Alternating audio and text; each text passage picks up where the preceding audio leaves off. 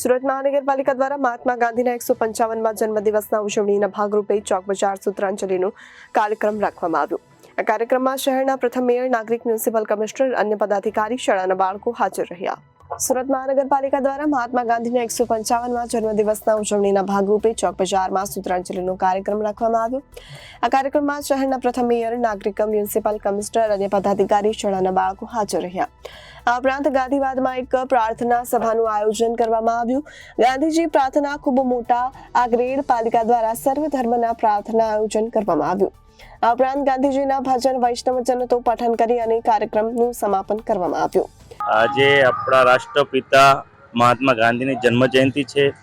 અમે સૌ ચૂંટાયેલા પ્રતિનિધિઓ દ્વારા સૂત્રાંજલિ કરી અને બાપુને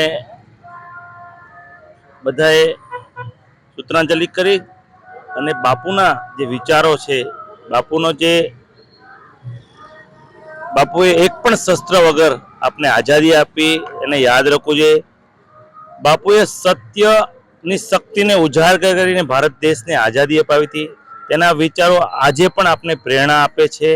તેમના વિચારો થકી આજે પણ આપણે ઘણીવાર તેમનો જે સ્વચ્છતાનો જે વિચાર હતો, આજે પણ આદરણીય નરેન્દ્રભાઈ મોદીએ તે વિચારને આગળ વધારીને ભારત વર્ષમાં ને આજે સુરતમાં પણ સૌ સુરતીઓ સ્વચ્છતાના આગ્રહી બન્યા છે। હજી પણ સેવા પખવાડિયું ચાલે છે, તેમાં પણ સૌ સુરતીઓ સ્વચ્છતાના આગ્રહી બનીને સુરતને સ્વચ્છ પણ કરી રહ્યું છે। ગાંધીજીના જે વિચારો છે આખા વિશ્વમાં, અહિંસાના વિચારો આખા વિશ્વમાં આજે પણ લોકો યાદ કરે છે। તેના વિચારો થકી ઘણીવાર પૂરા વિશ્વને શાંતિનો સંદેશો પણ મળે છે। આજે મહાત્મા ગાંધીજીની 155મી જન્મ જયંતિ છે અને એમના ઉપલક્ષ્યમાં સુરત મહાનગરપાલિકા દ્વારા એક સર્વધર્મ પ્રાર્થનાનું આયોજન કરવામાં આવ્યું હતું અને આમાં ધર્મગુરુઓએ, વિવિધ ધર્મના ધર્મગુરુઓએ ઉપસ્થિત રહીને સર્વધર્મ સંભાવ માટેની પ્રાર્થનાઓ રજૂ કરી હતી। સાથે સાથે ગાંધીજીની પ્રતિમાને પણ સૂતરની આંટીથી એમનું હાર પહેરાવવામાં આવ્યું હતું।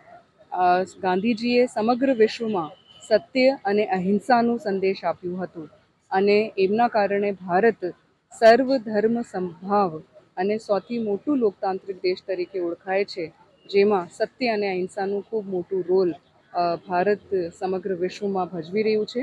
આજે સાથે સાથે ગાંધીજીની જન્મ જયંતિના ઉપલક્ષ્યમાં સુરતમાં સાફ સફાઈ અને સ્વચ્છતાનું પણ કાર્યક્રમ યોજવામાં આવી રહ્યું છે અને સાથે સાથે માનનીય વડાપ્રધાનશ્રી દ્વારા પણ આજે સ્વચ્છતાના સંદર્ભમાં એક ઉદ્બોધન કરવામાં આવનાર છે।